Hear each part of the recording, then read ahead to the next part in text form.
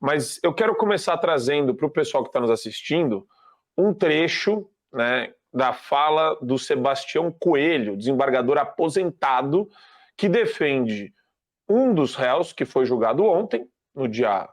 Foram 4 réus que foram julgados ontem, que estavam na pauta de julgamento do Supremo Tribunal Federal, e esses réus, eles são acusados de atos antidemocráticos, e você teve várias manifestações. As mais importantes ontem foram do Sebastião Coelho, advogado de um dos réus, do ministro Alexandre de Moraes e do Ministério Público Federal, né, o cara que estava representando o subprocurador, a Procuradoria-Geral da República. Vamos trazer primeiro a fala do Sebastião Coelho, meus caros. E depois dizer que não disse, que não é aquilo. Nessas bancadas aqui, nesses dois lados, senhores ministros, estão as pessoas mais odiadas desse país.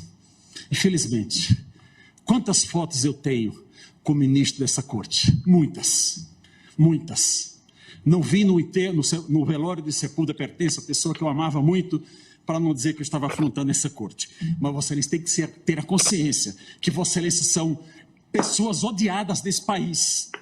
Essa é uma realidade que Vossa Excelência tem que saber. E alguém tem que dizer isso diretamente. E, finalmente, eu quero manifestar o meu respeito e a minha solidariedade à Polícia Militar do Distrito Federal, que está sendo colocada como responsável por aquilo que não é. E a meu respeito e a minha solidariedade a todos os oficiais que estão da Polícia Militar do Distrito Federal, que estão presos, alguns meus ex-alunos da Academia da Polícia Militar, presos e sem salário. Isso é tortura! Tirar o salário de um homem, senhor ministro Alexandre de Moraes, sem que haja uma condenação. Isso não pode acontecer. Essas famílias estão desesperadas e torturadas. Essa é a minha posição, é a minha opinião. E eu digo, finalmente, para concluir, eu peço que esse tribunal declare a incompetência desse juiz para o julgamento e não fazendo, julgue improcedente a ação em sua totalidade. Muito obrigado, senhora presidente. Quero aproveitar, tem muita coisa para a gente destrinchar já dessa sustentação oral, desse trecho da sustentação oral do Sebastião Coelho, mas eu já quero colocar a fala do Alexandre de Moraes, um trecho da fala dele a respeito dos atos do 8 de janeiro. Que o inquérito 4922, ele analisa todas as condutas desses golpistas. Todas as condutas dessas pessoas que, como ficará demonstrado ao longo do voto, tramaram contra o Estado Democrático de Direito, tramaram contra um governo democraticamente eleito, tramaram contra esse Supremo Tribunal Federal. Todas essas pessoas que são odiadas pela maioria da população. Esses extremistas que não gostam do Supremo Tribunal Federal são a minoria da população, e isso ficou demonstrado nas urnas, e isso fica demonstrado nos atos golpistas em que uma minoria praticou. Isso foi repudiado pela população brasileira, que é uma população séria, ordeira, digna, e ficou aviltada com o que se fez aqui na Praça dos Três Poderes. A gente já aproveita, e eu quero ouvir o Paulo Figueiredo a respeito dessas duas falas, né, tão discrepantes, tão distantes uma da outra. No Sebastião Coelho, de maneira intensa, né, falando sobre um Supremo Tribunal Federal que comete o crime de tortura quando prende sem você ter uma acusação exata, sem você ter o respeito ao Estado de Direito, sem você ter respeito ao devido processo legal, esses princípios, né, que defluem do Estado de Direito não existem mais, ou existem e são completamente ignorados pelo Supremo Tribunal Federal, e, por outro lado, trazendo também o clamor popular, né, o ar das ruas, o que o povo acha a respeito do Supremo Tribunal Federal.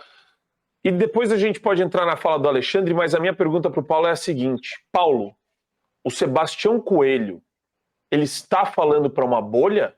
Ou as pessoas de fato entendem o que o Supremo tem feito de mal para o Brasil nos últimos anos?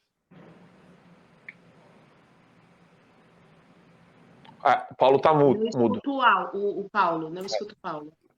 Marco, tem tanta coisa bacana para a gente falar dessa fala do Alexandre, da questão.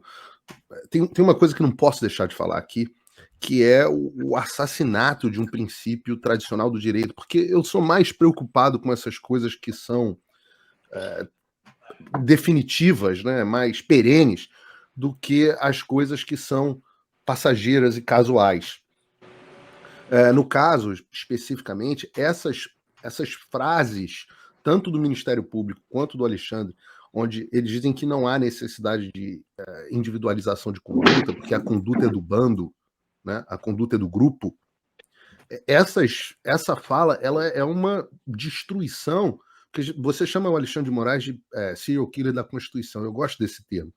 Mas tem algumas coisas que a gente está destruindo que elas são supraconstitucionais, que são princípios do direito ocidental.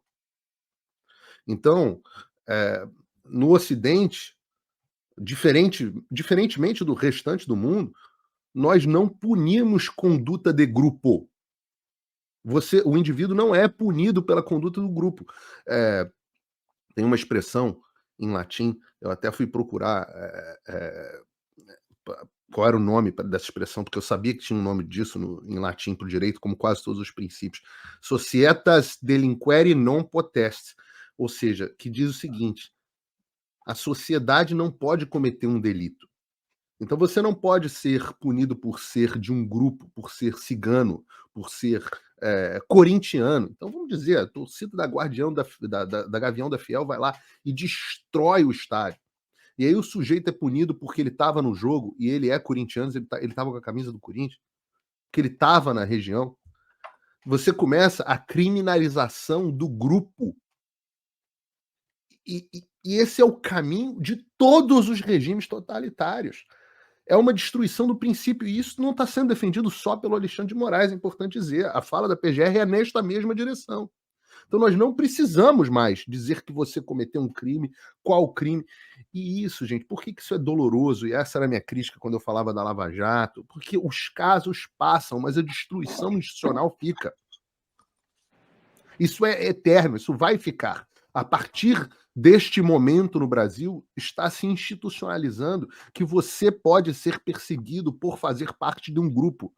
O bando, a turba, como disse o Alexandre de Moraes. Esse é o primeiro ponto nessa história. Fechado esse capítulo, partindo para um aspecto sociológico que eu acho interessante,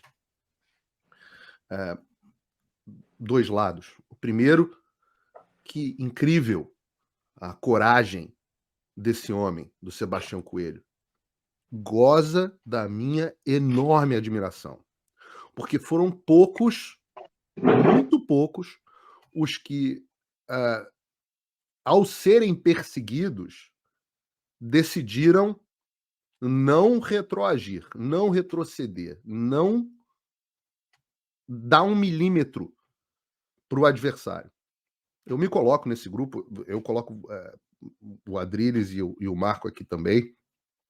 O Alan talvez tenha sido o maior exemplo disso, o Alan dos Santos, mas o Alan dos Santos, inclusive, confrontou pessoalmente o Alexandre aqui em Nova York, mas este ministro, ele foi na casa do inimigo, olhou ele no olho e falou: eu não vou mudar o que eu falo, eu não vou me acovardar, eu vou fazer o que é certo e vou dizer na sua cara: vocês são odiados porque alguém precisa dizer. Pois bem, ao receber esse recado dito na cara, que eu acho que ninguém nunca tinha dito assim ao Alexandre, nessa situação, o Alexandre responde de acordo com a visão que ele tem. E qual é a visão que ele tem? As pessoas precisam entender isso. O Alexandre acha que ele está sendo um herói do Brasil. Por que ele acha isso? Ele acha isso porque todos os dias o Globo diz que ele é um herói.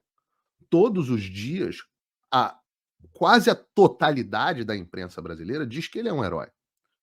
Os donos do poder deixaram que ele fizesse isso. O Alexandre foi premiado, Homem do Ano, prêmio na Câmara, prêmio de jornalista, prêmio disso, prêmio daquilo. No mundo do Alexandre, isso que ele fala é verdade. Uma minoria, vocês são uma minoria. Esses caras que me encontram no aeroporto são uma minoria. Não são uns coitados. Quem são essas pessoas? É um grupo pequeno. Como é que resolve isso, Marco? Só tem um jeito de resolver essa questão. Só tem um jeito da realidade se impor. É o povo na rua. São vocês que estão em casa mostrando que vocês não são uma minoria. Que não importa o quanto ele queira desequilibrar, e eu não quero que o fio de árvore seja derrubado, então não vou falar em fraude aqui, mas não importa o quanto ele queira desequilibrar o sistema eleitoral. O povo não vai ficar em casa. Não vai ser dando um recado em silêncio no 7 de setembro que o Alexandre vai perceber que ele não é a maioria. Boa.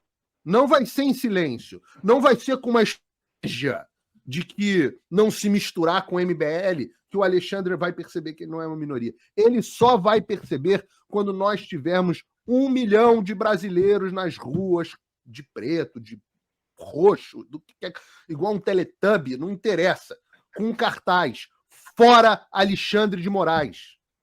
E quando 1 milhão de pessoas estiverem com essa pauta, talvez esses ministros percebam que o quanto eles são odiados. E é verdade o que o Sebastião Coelho disse. Não é que a maioria, não é que 100% da população odeia eles.